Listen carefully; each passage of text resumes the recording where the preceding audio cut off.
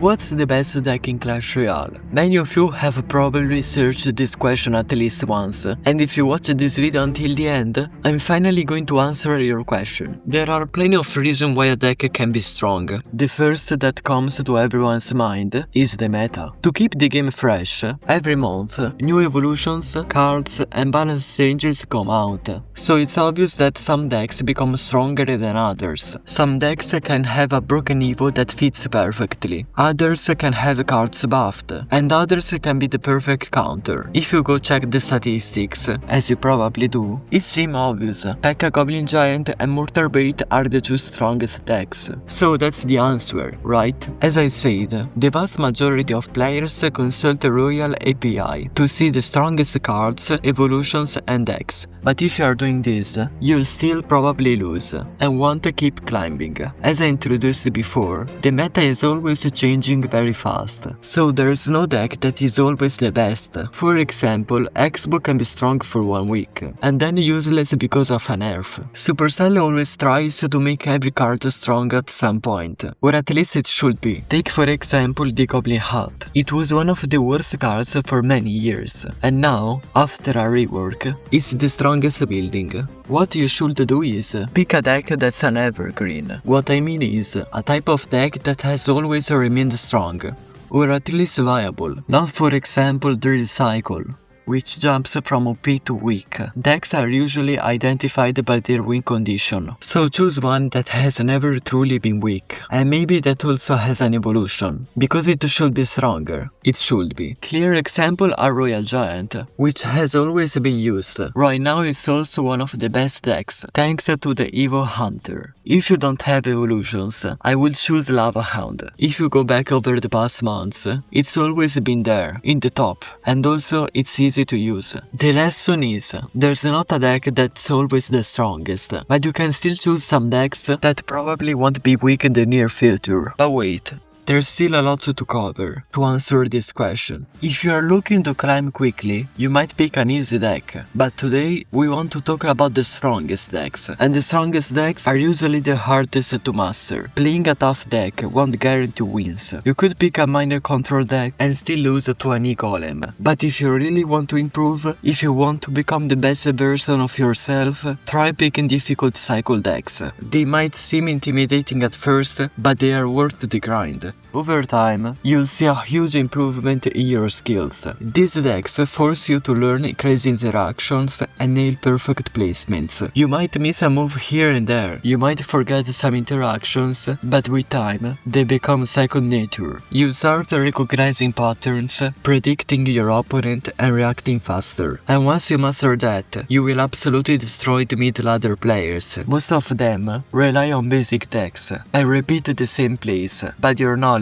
your timing, your precision will give you the edge. Cycle decks demand concentration and control. You can't just spam cards. You need to think ahead. You need to manage elixir, track their cycle, and punish mistakes instantly. That challenge is exactly what helps you grow, because more effort always means more results. It's like training a muscle. Don't be afraid of difficult decks. Embrace them, practice hard, and watch your gameplay skyrocket. The best deck is the one you know. For example, if you've been playing Hog Rider for 2 years, you will know this deck better than any other. If you have been playing basketball since you were a kid, you'll know the sport better than someone who's never even played. So stick with your deck and play what feels familiar. If you keep switching decks every month, you'll never really get to know any of your cards inside out, and you might find yourself playing worse overall.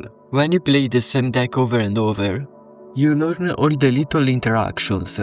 All the combos and counters become automatic. It becomes muscle memory. You know each card like the back of your hand. But if next week you switch to a completely different playstyle, it suddenly feels like learning a new game. Every play becomes more difficult and awkward, and it's almost like you are playing for the first time. Would you rather know one chest opening inside out, making every move feel second nature, or keep switching openings every game and always feel a step behind. Learning a deck is like mastering an instrument. If you practice guitar every day, you get better each time. But if you switch to piano the next day and drums after that, you will never master any of them. So trust the process. Your confidence grows, and so do your wins. Soon you will see major improvement. Keep it up and you will climb the ranks in no time. Please play what you find more fun and engaging. At the end of the day, the best deck you can play is the one you actually enjoy. It doesn't matter if it's not the strongest in the meta, or if some pros say it's not the top tier. If you like the style, then that's the right deck for you.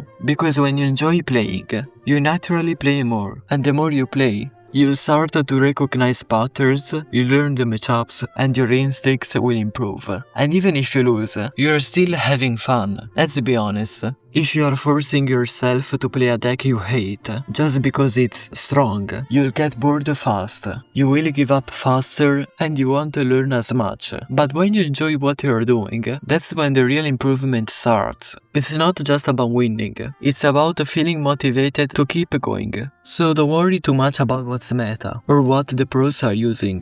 Play what makes you smile, play what makes you excited to hit battle, because in the long run, the deck you love will take you much farther than the deck you hate. Have fun and let the trophies follow. Remember this from the start, there's no such thing as a perfect deck. Even the strongest, most popular deck won't magically make a win if you don't really understand how to use them. Improvement comes from much more than just picking a deck that's meta or strong. It comes from consistency and deliberate practice. The first step is to commit to playing regularly. You don't become better overnight, but every match is an opportunity to learn and grow. After each game, don't just move on blindly. Take some time to watch your own replays. Look closely at your plays, what went well and what didn't. Did you waste elixir on unnecessary pushes? Did you defend too early or too late? Were there moments where you could have capitalized on your opponent's mistakes but didn't? Be honest with yourself when answering this question. No excuses. Improvements requires self-awareness, and the ability to recognize your own mistakes is key. Ask yourself, what exactly did I mess up in this match? Was it bad timing, a poor card placement, or maybe rushing too much? This process of reflection is what separates good players from great ones. Focus on one thing at a time. Maybe your elixir management this week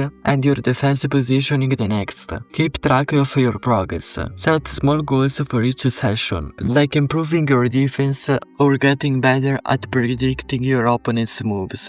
Another important tip is to learn from others. Watch top players and pros play. Try to understand why they do what they do. At the end of the day, becoming a better Clash Royale player is a marathon, not a sprint. It's about patience and, most importantly, learning from your mistakes and growing every single day. If you stick with it, your skills will improve steadily, and those victories will start coming more often. So stay focused, be patient, and keep pushing forward. So you know the truth. There isn't one perfect deck, but there is a perfect approach. Pick something strong, learn it inside out, and play with purpose. Forget copying decks without understanding them. Real improvement comes from consistency, mindset, and a willingness to learn from every match, win or lose. If this video helped you, then you are already one step closer to become a better Clash Royale player. But don't stop here.